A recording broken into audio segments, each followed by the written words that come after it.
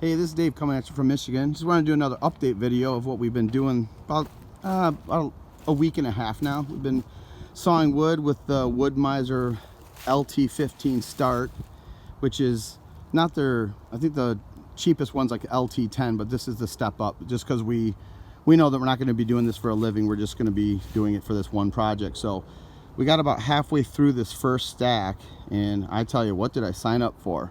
But we're at the point of no return, and what I've been doing is I'm planning on keeping a small portion of it, probably 10% of it, keeping most of the black walnut. We already did 2 logs of that, and that's the high dollar stuff, and that's what I'm planning on using for my stair treads in my house. So here's one more that we have to do. It's pretty big. It's about like a 13-inch diameter, and then about 4 more in there. That one on the top's pretty big. But anyways, yeah, this is what we've been doing. Took some time off the house just to get this out of the way, and it's creating more space. And the woods, you know, you can't leave it out here. We're already getting a little bit of rot in it, but nothing that's serious. But if you let it sit out here another year, then it starts getting, and you can tell that my tarp that was just great. That's a really heavy duty tarp there.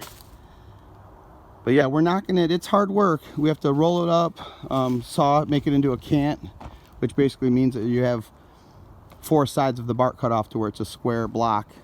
And then we just have been cutting about 1 1/8 boards, which would be milled down to 3/4. And we've been labeling it just so it's ready to sell it. But yeah, we're planning on selling most of it and keeping, like I said, about 10%. And we've been marking what it is: white oak, the dimension, and then board feet, 6.3 on that. And we're calling this a 1x9, but it's actually about, some of them end up being about 1 inch, but they're about 1 1/8. And then this says 1x9, so 9 probably ends about 1 inch or a 1/2 inch inside. We want to make sure that we add value to what people are getting. So this is almost close to a 9-foot board, but my buddy Greg labeled it as just an 8.5-foot board. There is some checking, but very little. And checking is just the splits that go in that make it, wherever that split ends is pretty much, it's not usable. Or you'll have to use more of a narrower piece of it. But yeah, this is what we did the last part of the day. And then I've just been chainsawing all the cants, loading them up into the ATV trailer and stacking that. And then my friend Greg wants some for his wedding, and that's not until August, but we're just putting his over here. But this is what the wood looks like when it's cut off the cants. It's not like the normal wood that you just split. It you know, looks like that. There's the top of the log, you know, and then the saw cuts the square, so you get 4 of these strips off of each log. So we've been ending up with a lot of it. So he's just going to come and pick this up. We'll probably tarp this, but it's pretty much dried out, ready to go. There's some moisture in the log, but let me show you in the garage here what we've done over the last week. We've been loading them in the trailer right there and just hooking the trailer back in the trailer up here. I was wanting to get this stuff into my basement to dry, but it's too muddy to drive back there. So this is what we've got done so far. There's a few of the tags facing this way, but you know, we put them back here. The sun tends to fade those. But yeah, we have them all labeled. Almost looks like a lumber yard, and we have spaces between each one stacked real nice and level. And we have plenty of we went, you know, about every 16 inches on those on the main blocks down here. You know, they say use 4x4s to raise it off of cement, but we have so much dry wind coming through here. This wood is going to dry probably in like 6 months. It's just, but yeah, that's a lot of lumber that we've moved. And we predict if we kept going, this would stack to the ceiling. So we're only gonna stack this about chest high. And then they say it's good for when the wood's drying and warping and doing its thing. We'll probably put like a couple sheets of plywood on the top, and then put 6 cinder blocks on the top of the pile, just so there's weight. You want to keep it, you know, don't let the top boards warp, I guess.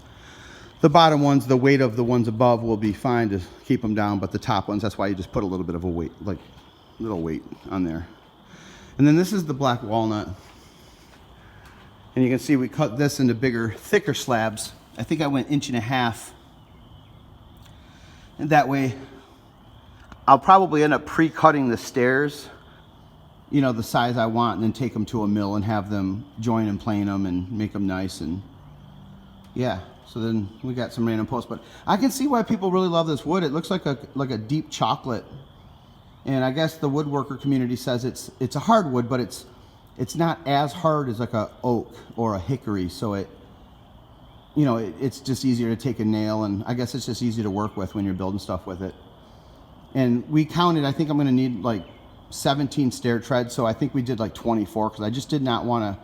We did enough slabs where you could get 24. I'll probably have a better handle on how many treads I need when I actually go to make them, but we just kind of went overkill a little bit on that to make sure we have it all.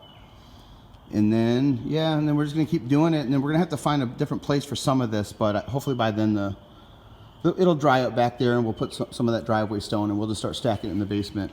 But right now, we have to build all the basement walls. And it's down the road before we actually start wiring and stuff. And this stuff isn't really in the way for wiring in here anyways. And it's in the way, but you can get to the work you need to do. I mean, ideally, you want this all to be open and free for everyone to do their thing. But, even the drywall, you can get to all the drywall right now if you had to. But my plan is to hopefully, sell some of it. And then this is what the blades look like. They're about $20 a piece. They're pretty expensive, and they cut for only about 2 straight hours of sawing, and that's how they come packaged. It came with 15 blades. I bought another 10, so like 10 blades cost you $200.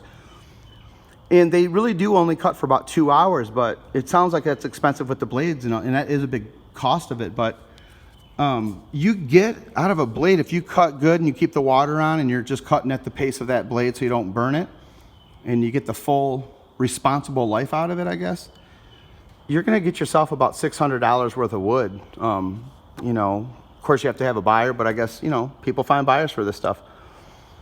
I'm even at the point, if someone wanted to buy it, but they wanted me to deliver within reason, I would probably load my trailer up and deliver it to them. But yeah, we've just been using scrap plywood. I watched a couple of videos on milling, and they say that's one thing that you will never have enough of, and that's the sticker boards. Those are the boards that you use to space between each rows, and they're right, because here's what we have left, and we just keep cutting. And I have enough plywood in there to do this job, but since lumber prices are so high, I don't really want to use my plywood. And when I say plywood, I'm just talking 1/2-inch OSB, but it's still expensive right now. And yeah, that's what we have going on. And I'll just keep you updated. I know this isn't exactly real exciting stuff, but I had to do it, and the weather's been getting nice. Today it pretty much got to 70 degrees today, so it was a little too hot, and that sun just beat the heck out of us today.